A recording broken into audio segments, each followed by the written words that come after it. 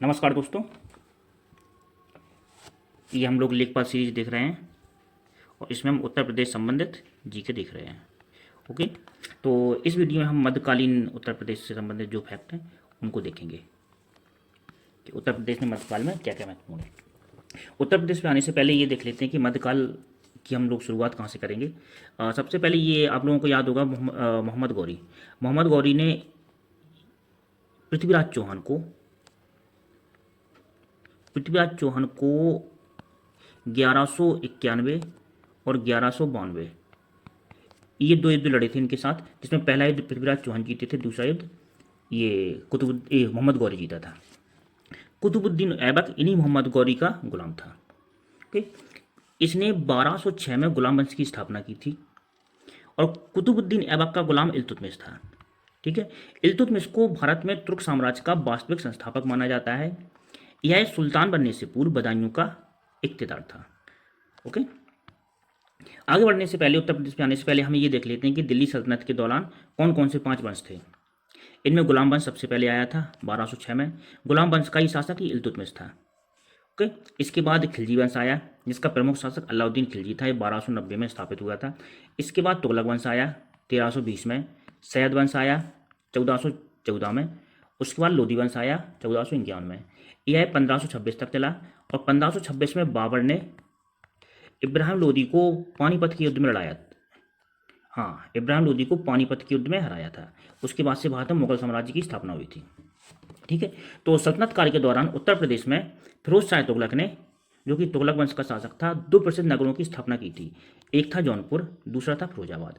जौनपुर की स्थापना जौना खां की स्मृति में की थी। जौना खां मोहम्मद बिन तुगलक को कहते हैं। ओके, मोहम्मद बिन तुगलक। ठीक है, तो 2 नगर होगा, जौनपुर और फिरोजाबाद। ये काफ़ी पूछा जाता है, जौनपुर को याद रखना है।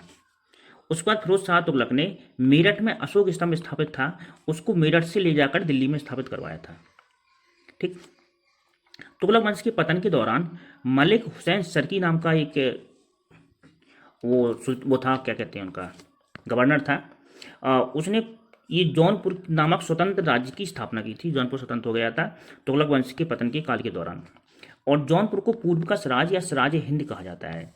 सिराज हिंद की उपाधि इसको सांस्कृतिक महत्व के कारण दी गई है। स्वतंत्र होने के बाद जौनपुर ने सांस्कृतिक रूप से काफ़ी प्रगति की और इसी वजह से इसको सिराज हिंद कहा जाता है। काफ़ी पूछते हैं कि सिराज हिंद की उपाधि कैसे दी गई है या जौनपुर की स्थापना किसने की थी। मलिक हुसैन सरकी ने या हुसैन सरकी ने इसकी स्थापना की थी और सिराज हिंद इसकी उपाधि है। ओके, आगरा की स्थापना 1504 में सिकंदर लोदी ने की थी और सिकंदर लोदी ने इसे अपनी राजधानी भी बनाया था। ठीक, इसके बाद आ जाता है मुगल साम्राज्य। मुगल साम्राज्य 1526 में बना था, जब बाबर ने इब्राहिम लोदी को युद्ध में हराया था। ठीक है, बाबर और इब्राहिम लोदी के बीच युद्ध हुआ था और ये पानीपत का युद्ध था 1526 में। इस युद्ध में बाबर जीता था और उसके बाद से मुगल साम्राज्य भारत में स्थापित हुआ था। बाबर ने आगरा को अपनी राजधानी बनाया। बाबर के बाद हुमायूं आते हैं। हुमायूं के बाद अकबर आया। अकबर ने फतेहपुर सीकरी में बुलंद दरवाजे की स्थापना की 1601 में। बुलंद दरवाजा अकबर ने गुजरात विजय के उपलक्ष्य में बनवाया था।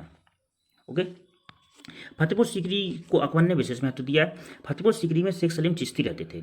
अकबर शेख सलीम चिश्ती के उपासक थे। ठीक, उनके फॉलोअर्स थे।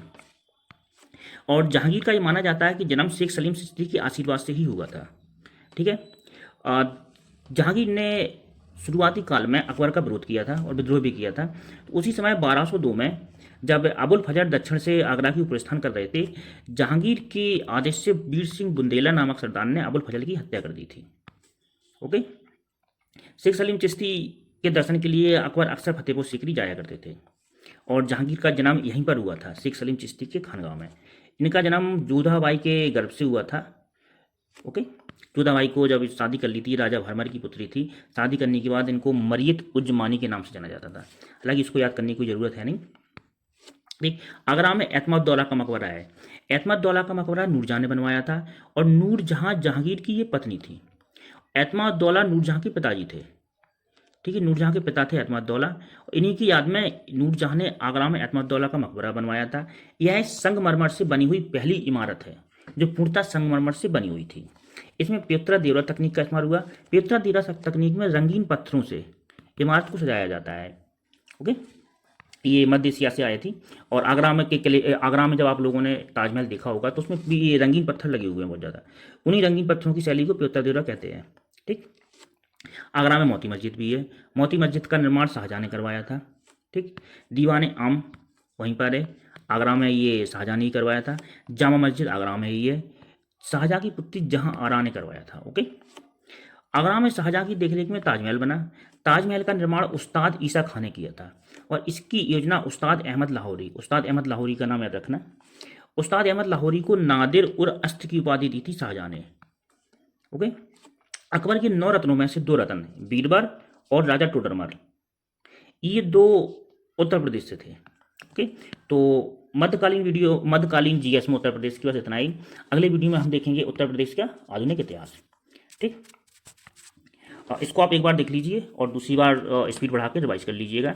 जो भी आप वीडियो देखें उसको रिवाइज जरूर करें। ओके। इस वीडियो में इतना ही, धन्यवाद। मिलते हैं अगले वीडियो में।